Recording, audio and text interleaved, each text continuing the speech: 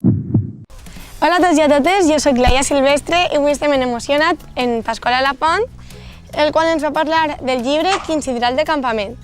Bueno, Pasqual, com estàs? Molt bé, estic així en un lloc meravellós i al teu costat, per tant, fantàstic. Pues perfecte.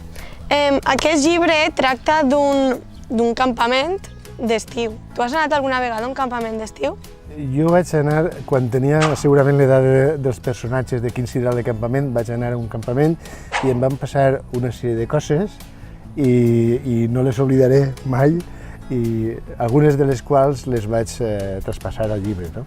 Sí. I vas tindre, al igual que Víctor, un amor d'estiu?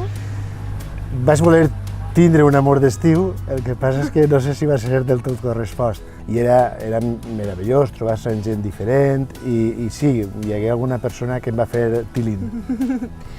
I cada personatge té un punt de vista molt diferent i té una personalitat molt distinta. T'has inspirat en algú per a fer cada personatge?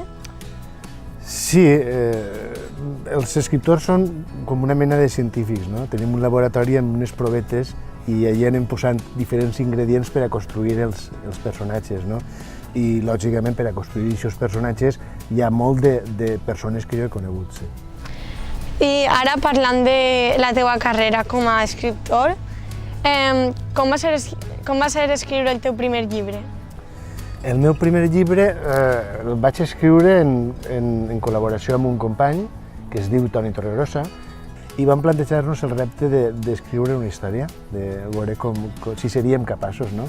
I ho vam fer, i va ser meravellós perquè ens van donar el Premi Rivalor i és com si et donen una espenteta, no? Sí, i a més d'aquest premi has guanyat molts altres, no? Algun premi, sí. I com és pujar ahí que te'l donen? Com se sent? Incòmode. En el moment que dius tu de pujar a rebre un premi, jo ho passo molt malament perquè soc una persona tímida i no m'agrada, però bueno. A part de llibres juvenils com aquest, també has fet altres d'adults, no? Canvia molt la cosa? No ho sé, per a mi no massa, perquè jo sempre dic, per a mi escriure per a infants, o per a joves, o per a adults, representa la mateixa ambició literària, però en definitiva és el mateix, contar una història perquè la gent que la llitja pugui o bé aprendre alguna cosa, o bé sentir-se emocionada, o bé sentir-se que la divertisca, que la toque d'alguna manera, no? A part de llibres de narrativa, també has fet drames de teatre o comèdies. Has fet obres de teatre i de tele. En aquestes últimes, quines has fet? A veure, en teatre sí que tinc ja una trajectòria de més anys i bé, escric de tot, comèdia i drama i tragicomèdies, no?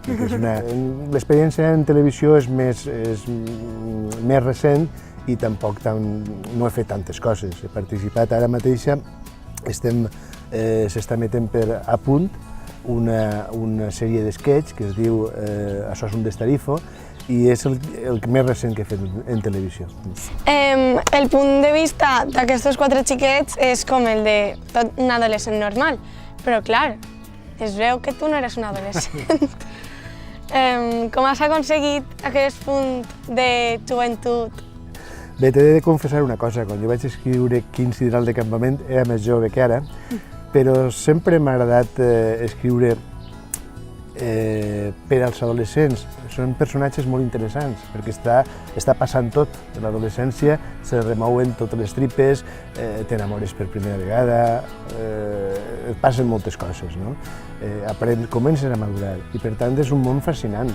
Fixa't, és que no he descobert res, no?